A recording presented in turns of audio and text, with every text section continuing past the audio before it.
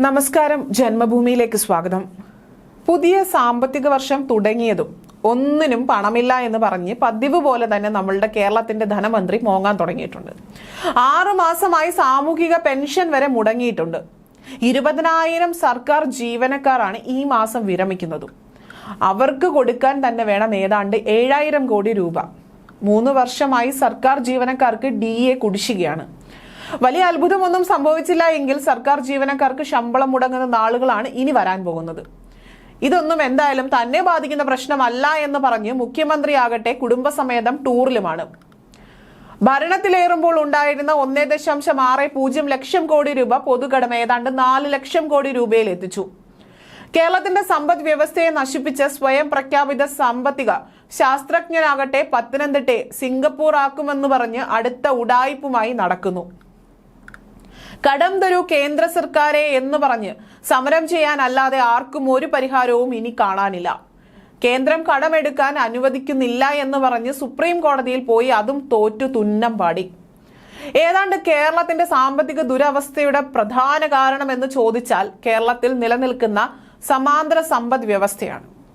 കേരളത്തിലെ സമാന്തര സമ്പദ് വ്യവസ്ഥയുടെ നിയന്ത്രണം ആരുടെ കയ്യിലാണെന്ന് എല്ലാവർക്കും അറിയാം. പക്ഷെ ഭരണകൂടം അനങ്ങില്ല. ആയിരക്കണക്കിന് കിലോ സ്വർണമാണ് കേരളത്തിൽ ഓരോ വർഷവും കടത്തുന്നത്. പിടികൂടുന്നതാകട്ടെ അതിന്റെ 2-3%. കേരള ബഡ്ജറ്റിനേക്കാൾ കൂടുതൽ വരും ഈ സമാന്തര സമ്പദ് വ്യവസ്ഥയുടെ ഇടപാടുകൾ. ഒന്നെങ്കിൽ ഭരണകൂടം മനഃപൂർവ്വം കണ്ണടയ്ക്കുന്നു, അല്ലെങ്കിൽ സമാന്തര സമ്പദ് വ്യവസ്ഥയെ ഇല്ലാതാക്കാൻ പല കാര്യങ്ങൾ കൊണ്ടും കഴിയുന്നില്ല എന്ന് വേണം പറയാൻ.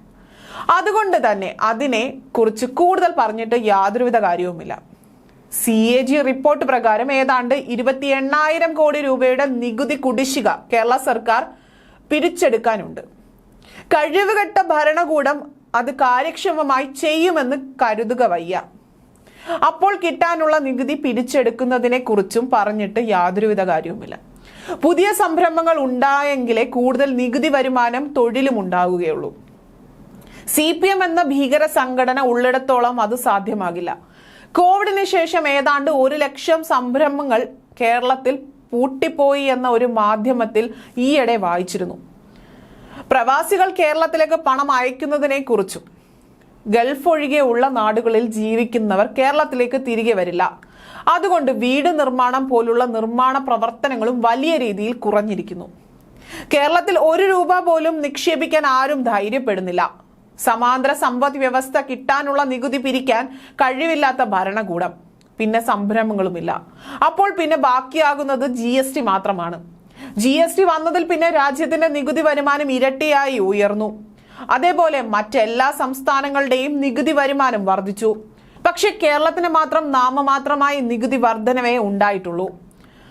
മഹാരാഷ്ട്രയ്ക്കും തമിഴ്നാടിനും ഗുജറാത്തിനും UPക്കും മധ്യപ്രദേശിനും കർണാടകയ്ക്കും എല്ലാം വലിയ 15 മുതൽ 26% വരെ GST വളർച്ച നേടിയപ്പോൾ കേരളത്തിന്റെ അത് 10% താഴെ മാത്രമായി ചുരുങ്ങി. അവിടെയും പ്രശ്നം കൃത്യമായി നികുതി പിരിക്കാൻ പറ്റാതെയോ അല്ലെങ്കിൽ വ്യാപകമായ നികുതി വെട്ടിപ്പോ ആണ്. കാറിന്റെ ടയർ അലൈൻമെന്റ് ചെക്ക് ചെയ്യുന്നിടത്ത് മുതൽ സ്വർണ്ണ കടകളിൽ വരെ നികുതി വെട്ടിപ്പ് നടക്കുന്നു എന്നതിന് നേരിട്ട് കണ്ട് ബോധ്യപ്പെട്ട ആളാണ് ഞങ്ങൾ. ബില്ല് ചോദിച്ചാൽ അത് എന്തോ വലിയ കുറ്റം പോലെയാണ് കേരളത്തിൽ. മുഷിപ്പോടെ തിരിച്ചു ചോദിക്കും, GST ബില്ല് വേണോ, GST അല്ലാത്ത ബില്ല് വേണോ എന്ന്. മറ്റൊരു വശം കൂടിയുണ്ട്. GST നിയമങ്ങളെ കുറിച്ച് വ്യാപാരികൾക്ക് കൃത്യമായ ധാരണയുമില്ല. അതുപോലെ GST ബില്ല് വാങ്ങുന്നത് പൗരധർമ്മമാണെന്ന ബോധവും സാധനങ്ങൾ അല്ലെങ്കിൽ സേവനം സ്വീകരിക്കുന്ന നമുക്കുമില്ല. രണ്ടും തെറ്റാണ്. GST വേണ്ട, ഇൻകം ടാക്സ് വേണ്ട, ടോൾ വേണ്ട എന്നൊക്കെ പറയുമ്പോൾ വിദേശത്തൊക്കെ വരുമാനത്തിന്റെ 55% വരെ കൃത്യമായി നികുതി കൊടുക്കുന്നു. വിദേശത്ത് നികുതി കൊടുത്താൽ അതിന് മെച്ചം പൗരന്മാർക്ക് കിട്ടുമെന്നത് സത്യമാണ്. നമുക്ക് രാജ്യം ആ നിലയിലേക്ക് പോകാൻ ഇനിയും ഒരു 15 കൊല്ലമെങ്കിലും കുറഞ്ഞത് വേണ്ടിവരും. പക്ഷെ നമ്മൾ നികുതി കൊടുക്കാൻ വിമുഖത കാണിച്ചാൽ നഷ്ടം നമുക്ക് തന്നെയാണ്. സാധനങ്ങൾ വാങ്ങുമ്പോൾ എല്ലാവരും GST ബില്ല് തന്നെ വാങ്ങാൻ തീരുമാനിച്ചാൽ കേരളത്തിന് കുറച്ചു കാലം കഴിയുമ്പോൾ എങ്കിലും സ്വന്തം കാലിൽ നിൽക്കാൻ കഴിയും. ചെറിയ ലാഭം നോക്കി GST വെട്ടിപ്പിന് കൂട്ടുനിന്നാൽ അത് സംസ്ഥാനത്തിന്റെ വരുമാനത്തെ തന്നെ ബാധിക്കും. അതാണിപ്പോൾ നടന്നുകൊണ്ടിരിക്കുന്നത്. അല്ലെങ്കിൽ തന്നെ തനിക്ക് ശേഷം പ്രളയമെന്ന് ധരിച്ചു നടക്കുന്ന ഒരു ഭരണാധികാരിയെ സംബന്ധിച്ച് ബാക്കിയുള്ള കാലം പരമാവധി അടിച്ചു പൊളിക്കുക എന്നല്ലാതെ വേറൊന്നുമില്ല. പിണറായി ഭരണം കാരണം തകരാത്ത ഒരു മേഖലയും കേരളത്തിൽ ഇന്നില്ല. അതിന്റെ ദുരിതം അനുഭവിക്കാത്ത ഒരു കുടുംബവും കേരളത്തിൽ കാണില്ല. പക്ഷേ ഭരണം മാറി ആര് വന്നാലും ഒന്നും ചെയ്യാൻ കഴിയില്ല. CPM ഭരണത്തിൽ നിന്ന് മാറിയാൽ അക്രമം അഴിച്ചുവിടുമെന്നും നോക്കുകൂലിയും പിടിച്ചുപറിയും വീണ്ടും തുടരുമെന്നും അറിയാവുന്നത് കൊണ്ട് പുതിയ സംരംഭങ്ങൾ ഒന്നും കേരളത്തിൽ വരാൻ പോകുന്നില്ല. അതുകൊണ്ട് അതിൽ നിന്നുള്ള വരുമാനം പ്രതീക്ഷിക്കുകയും വേണ്ട.